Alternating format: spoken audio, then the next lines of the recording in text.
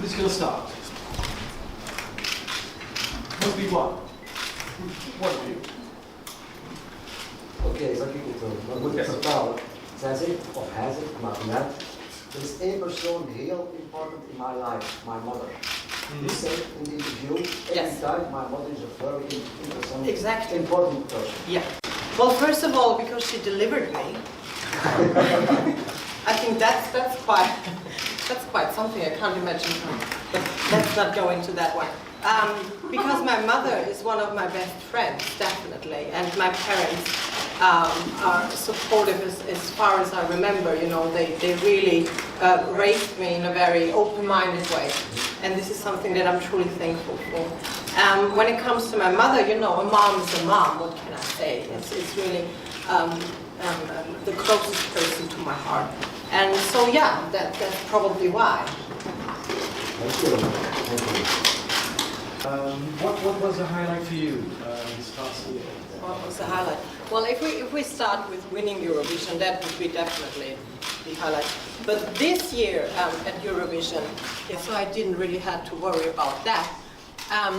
So I was very relaxed, and I really had a great time hosting the green room because what I thought was, because it was so nice, there are no really cues or rules you have to follow once you're in the green room. You can do almost anything you want if it's appropriate on TV.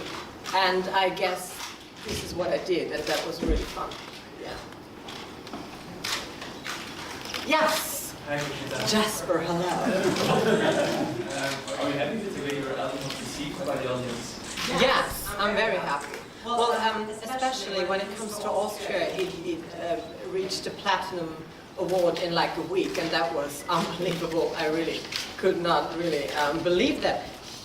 That was great, and the fact that I was allowed to release it in Australia, in Japan, obviously here in Europe, and in America as well, is so much more than I ever expected.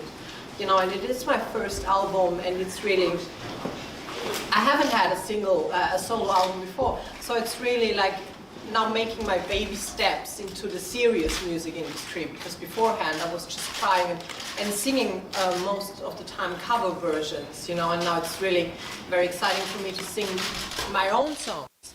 And so, yeah, I'm very excited. I'm very excited about all the singles which will be released in the near future, and yeah, very, very happy.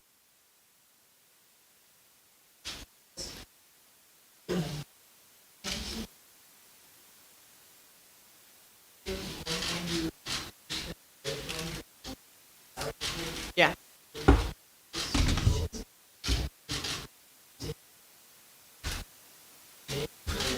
Now it's really exactly what I want, you know, and I you know, I don't have the feeling of I'm done with Conchita, you know. So there are so many things that I want to experience and that I have in my mind for the future. So no, I'm not really thinking about changing my name or the persona that I am. No. Well, I do sometimes. If I have enough time while shaving and growing back. And if there is a certain event or opportunity where I can trick people, well, here's the deal, to understand it. There was this event last year, and it's a huge ball, and I visited this ball since I'm 16. And the last few years it was not really possible to go there. And this time I had a day off, a week off. And I thought I want to go there, but I really don't want to take, you know, would I attend there as Conchita, I would have taken more selfies than drinks. And that's probably not what I wanted. And so I decided to shave my beard and create a whole new character. So this would be like one of these little things where I shaved my beard, because Eleonora White does not have a beard. And that was the name of the character that I created that day. Yes. Well, in Vienna, yes. Because, you know, in Austria, people, they know me since I'm 17 years old, because in the media that long. But anywhere else in the world, hardly. But there are, from time to time, there are situations where I really stand there like, I've been to Australia to security check. And this woman sitting there was checking my passport. And she looked at me and she said, "You're the bearded lady." And I thought, I'm on the other end of the world. How could that be? So yeah, from time to time there are little situations, but no, not really. Not really. Which I really enjoy, if I'm honest. Thanks.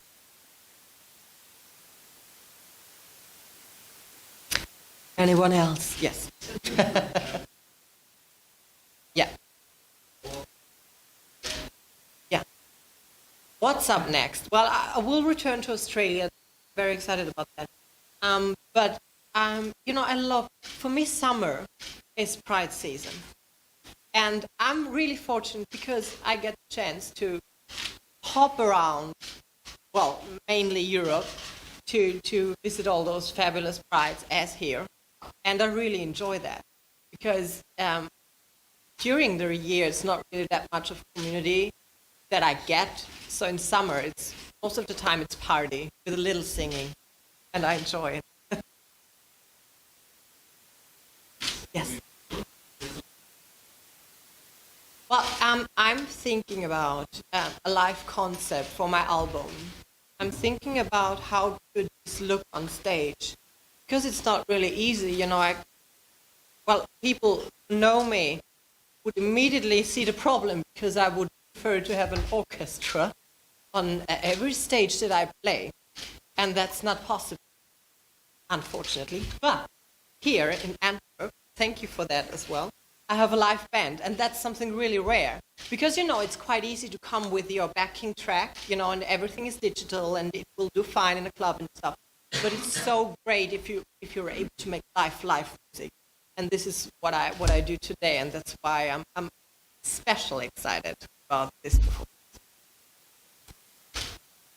Oh, the answer is, I have not planned a tour yet, but I'm thinking about it. I'm sorry.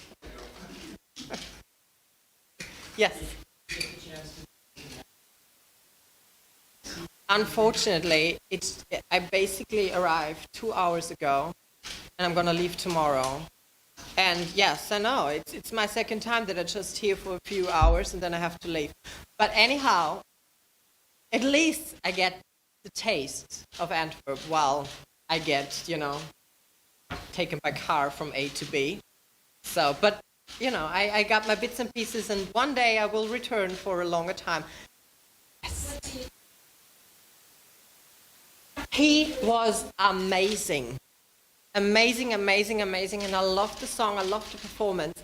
I heard the song the first time, and it was perfect. The video was on point. The live setup was incredible. Now I can say it, because everything is over. But he was definitely in my one of my favorites to win Eurovision. Definitely, he's great. The thing is, what I love about fashion here, it's very clean and it's very structured. What I love, because I'm obsessed with architecture, and I love that many designers from here are working with these kind of things. And you can see it because also the buildings are, I don't know the road, but it's there's the river, there's the road, and there are these unpayable houses. You know where I am here in Antwerp? All right. And we passed those buildings, and I thought the architecture is just amazing. And you can see that this is going through art, through all the different things, and this is what I personally really enjoy. I really love, you might think that I would love like outrageous stuff to do enjoy, but when it comes to fashion, I really like it very simple, very clean, and still it needs to be a wow, at least in front of my mirror. I'm not, a little glitter here and there, but I'm not. Well, when it comes to stage outfits, I mean, at Eurovision, I had the big pleasure to fight my fear of heights, and it didn't work out. First of all, I am terribly afraid of heights still. But if you have seen it, I got dragged.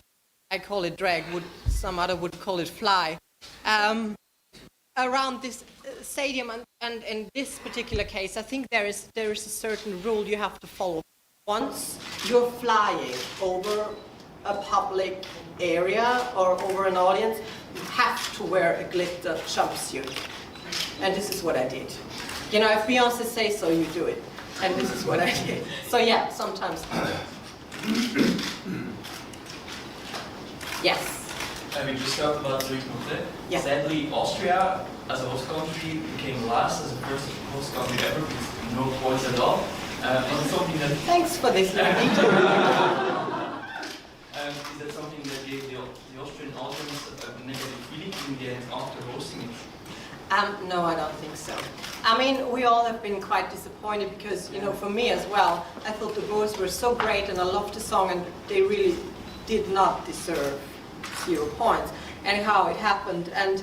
But, you know, we have been so excited about hosting Eurovision that we were, yeah, you know, oh, the boys. But hey, what a show! You know, so it was quite.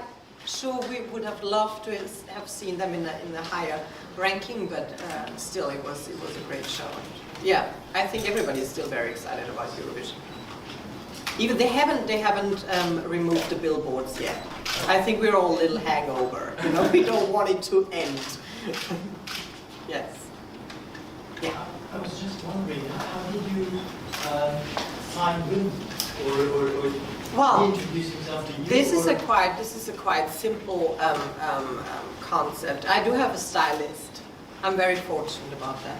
I do have a stylist, and he's collecting all these fabulous things all around the world. And they got in touch, and he looked through his lookbook, and you know, he's collecting all these things. And then we have a fitting. It lasts about 4 hours. And we're going crazy about, you know, mixing labels up and doing things because I love fashion as well. And yeah, this was a nice opportunity to wear your dresses, and yeah, they're beautiful and they fit perfectly. Can you tell us about your new singles? Yes, of course. Well, there's Firestorm, which is, you know, I can't really say it's one of my favorites because I really love the whole record. You know, I would start with once and then I would say, oh, I love that one and that one. But Firestorm is very special to me because it's quite old-fashioned. It's very 90s, and this is what I love about. You know, it's followed by the rules of 90s music. And this is what I enjoy, you know, it's kind of my time. I was still very young. Yeah, I love listening to this kind of music, so I wanted to have this kind of up-tempo track. And when it comes to Colors of Your Love, that was a big surprise for me as well, because, you know, we recorded the song, and my producer / songwriter, Sebastian, he said, I had this great idea about Colors of Your Love. I'm going to show it to you tomorrow. Let me know what you think about it.